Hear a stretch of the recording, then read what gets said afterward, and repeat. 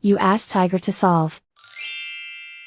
This deals with linear equations with one unknown. The final result is x equals 11/6. Let's solve it step by step. Group all x terms on the left side of the equation. Add 2x to both sides.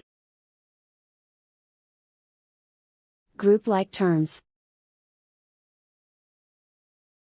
Simplify the arithmetic.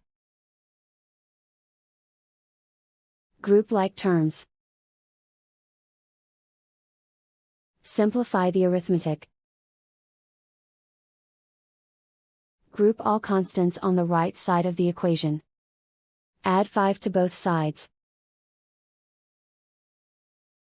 Simplify the arithmetic.